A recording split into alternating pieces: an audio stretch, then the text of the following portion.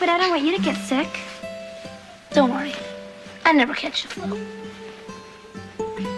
You remember that feeling, right? Riding your bike down a quiet suburban street, the sun going down, and the world suddenly feeling a little bigger and scarier than it did the year before. That's the magic of the Wonder Years. A simple coming-of-age story about Kevin Arnold that somehow managed to feel like it was about all of us. Set against the late 60s and early 70s, it blended school hallways, first crushes, and family dinners with the Vietnam War and cultural upheaval just outside the frame. It looked and sounded like nostalgia, but under the hood, it was doing some really weird, experimental things for network TV. In this video, we're going to dig into those hidden quirks, the strange production choices, the real-life firsts, the casting gambles, and the behind-the-scenes decisions that made the show feel so different. And trust me, by the time we're done, you'll never watch that opening credit sequence quite the same way again. Before we hop back to the cul-de-sac, make sure to hit like and subscribe so you don't miss our other deep dives into the shows that defined your childhood.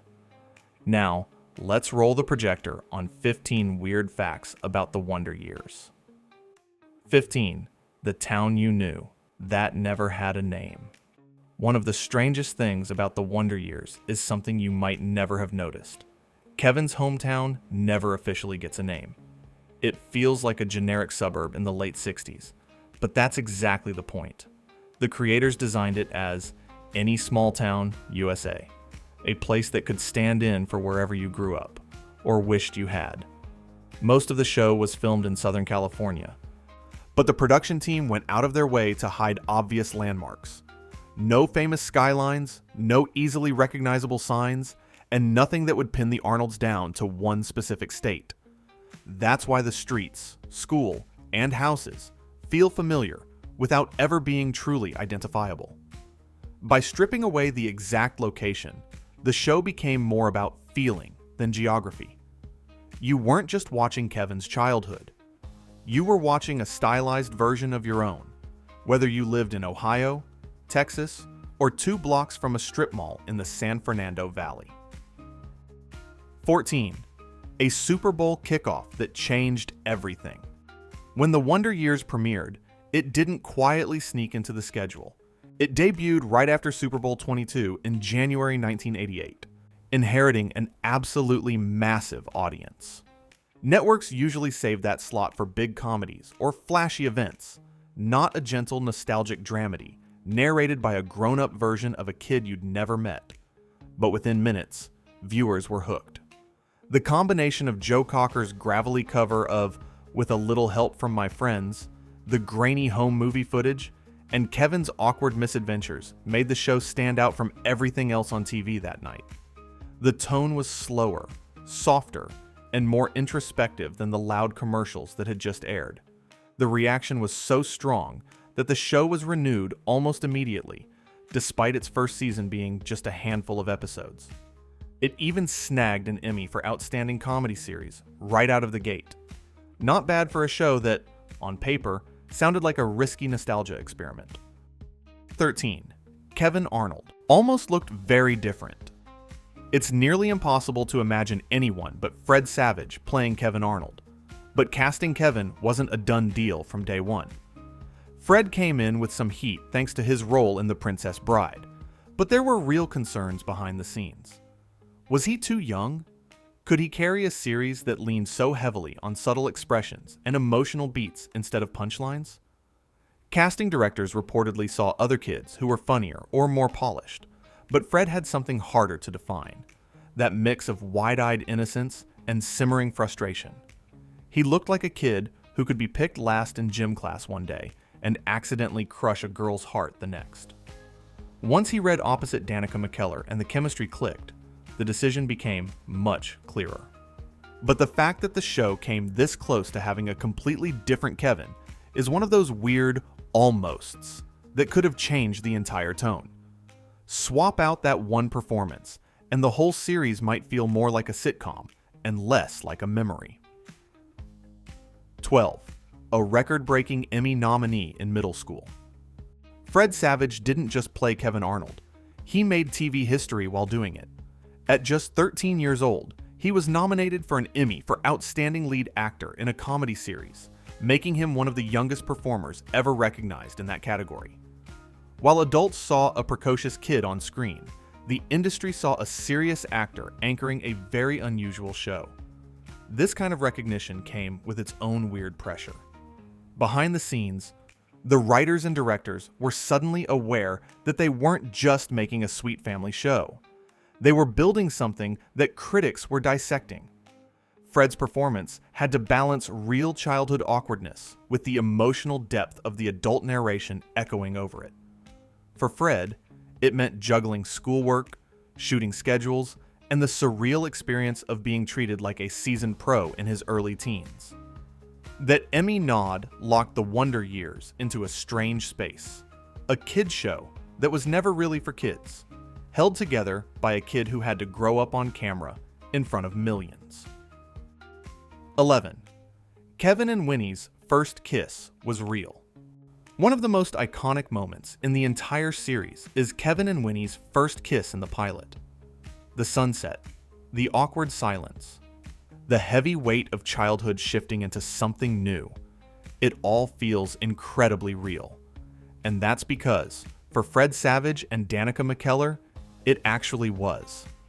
That scene was their first on-screen kiss, but it was also their first kiss, period. The crew knew it was a big deal, so they tried to keep the set as quiet and respectful as possible. The director placed the cameras a little farther back, allowing the moment to unfold with a bit of privacy, even though a whole production team was watching. You can see the nerves in their body language. The pauses feel like genuine hesitation, not rehearsed beats. Their expressions afterward, the combination of embarrassment, confusion, and something a little bit magical, are tough to fake at that age.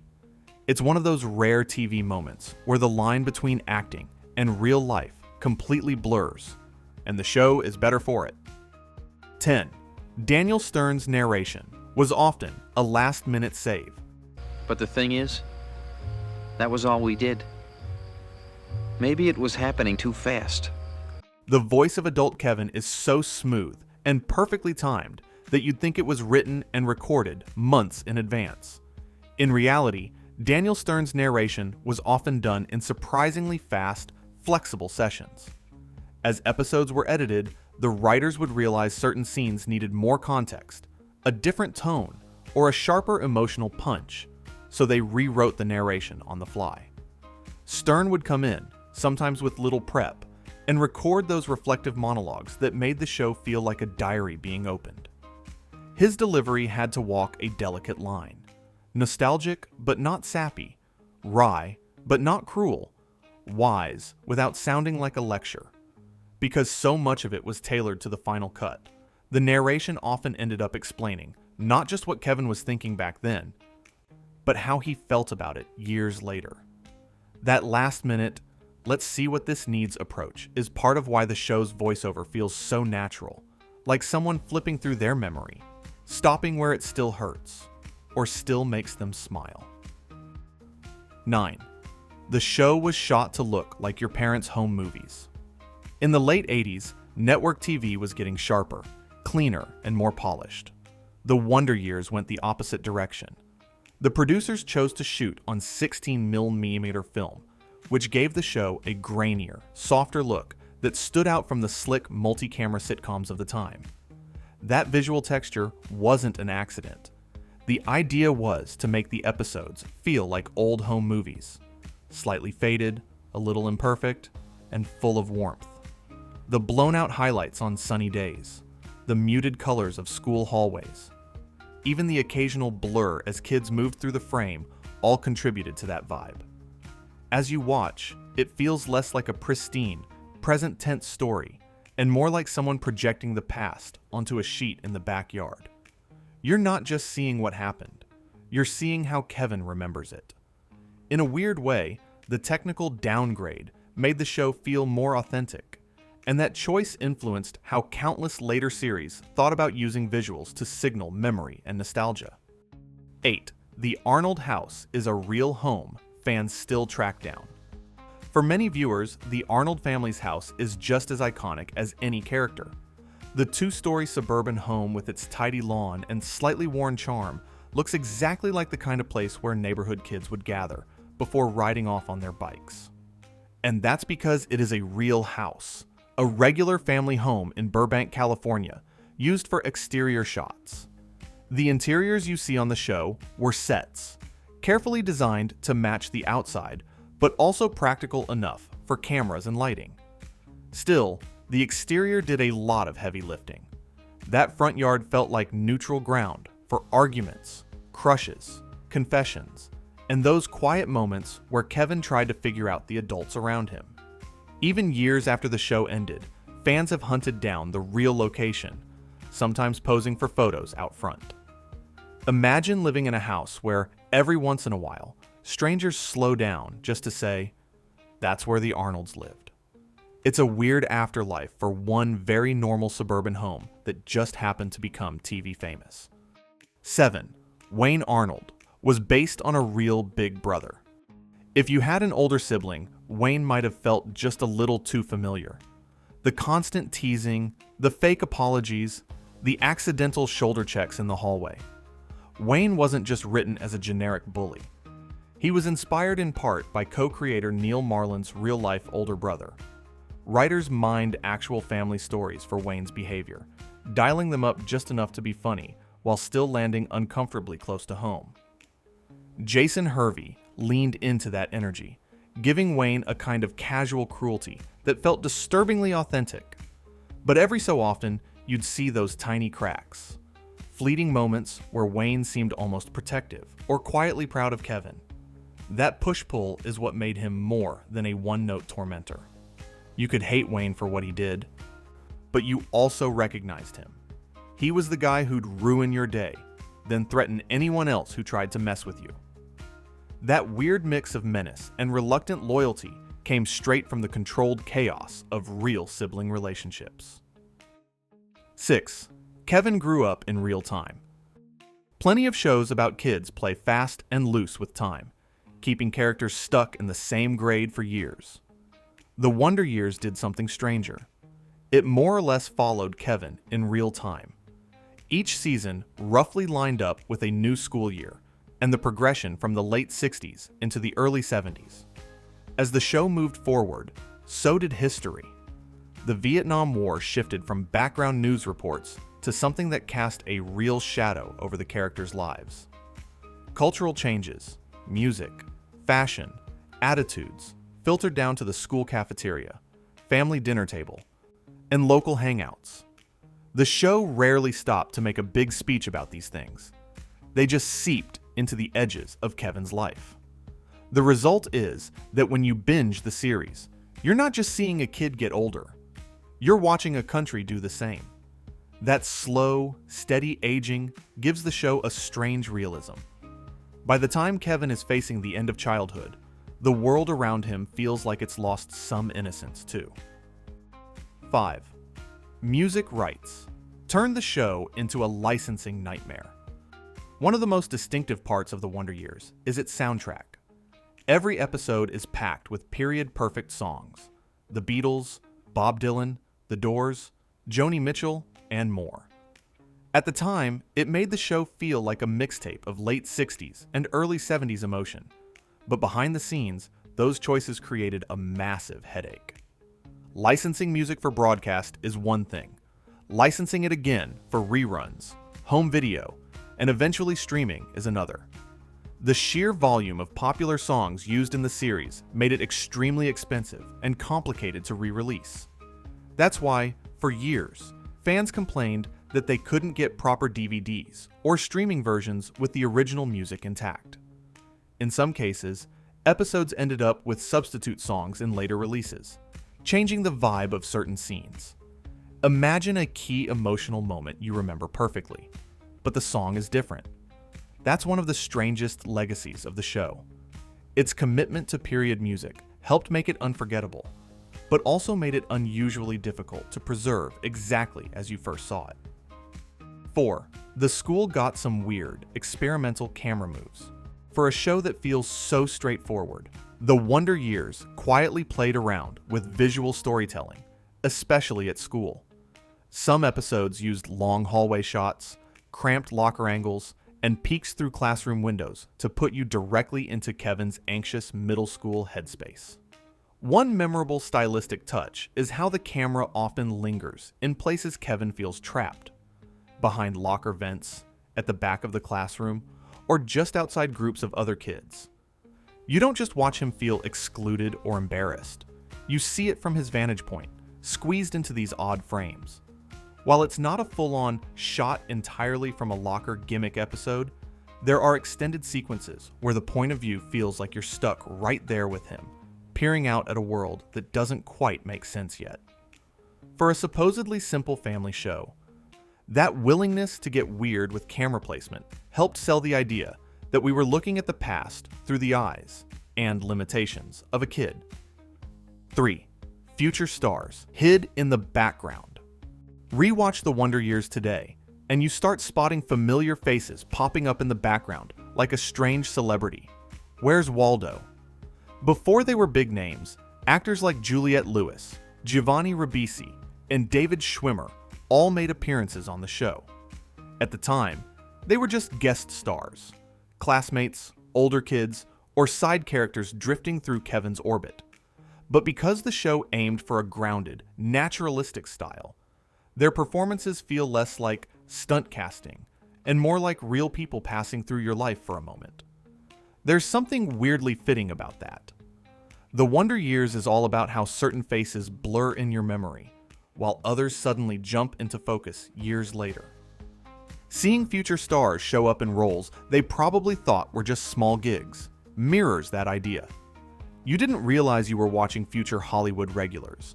You were just watching another kid who gave Kevin a hard time in gym class. 2. The finale could have been even more bittersweet. The series finale of The Wonder Years already hits like a punch to the gut. Adult Kevin narrates where everyone ends up, including the revelation that he and Winnie don't ultimately end up together. For a show that built so much around their relationship, that was a surprisingly blunt choice. What's really weird is that behind the scenes, the writers toyed with different tones and versions of how to say goodbye. Do you lean into the romance and give viewers the ending they want? Or do you stay honest about the way real life usually works? That the person who defined your adolescence isn't always the one who defines your adulthood. They ultimately doubled down on honesty. The narration in the finale is almost shockingly matter-of-fact. No big speeches, just a calm rundown of marriages, jobs, and kids. In another universe, the show might have tied everything up with a neat bow. Instead, it chose a version of adulthood that feels a little uncomfortable, a little sad, and very real. 1. The show quietly redefined how TV told childhood stories. By the time The Wonder Years ended, it had done something quietly revolutionary. It proved that you could tell a story about childhood that wasn't just about jokes or life lessons, one that felt like leafing through a photo album while someone older and wiser filled in the blanks. The single camera format, the heavy use of voiceover, the short, emotionally dense seasons. All of that was unusual for late 80s network TV. But the formula worked so well that later shows borrowed it outright. You can see its DNA in series like Malcolm in the Middle, Everybody Hates Chris, and countless other grown-up me narrates kid me shows. What makes this weird is that The Wonder Years never felt like it was trying to be innovative. It just wanted to capture the feeling of remembering your own life. Messy, sentimental, and not always flattering. In doing so, it changed how TV thinks about memory, nostalgia, and growing up. All from one unassuming suburban street. Conclusion. Growing up is often something we only understand in hindsight, and The Wonder Years leaned all the way into that idea. On the surface, it was just a show about a boy, his family, his best friend, and the girl next door. But underneath, it was an experiment in how to tell a story about the past while you're still living with its consequences. From nameless neighborhoods and grainy film stock to real first kisses and music licensing nightmares, each of these weird little details helped build the show's uniquely hazy atmosphere. It didn't just show you what happened, it showed you how it felt, years later, when you finally had the words to describe it. If the Wonder Years meant something to you, it's probably because it reminded you of a version of yourself you thought you'd forgotten. Let me know in the comments which moment from the show is burned into your memory, and which of these facts surprised you the most. And if you want more deep dives into the TV that shaped your childhood, don't forget to like, subscribe, and stick around, because we've got plenty more stories to tell.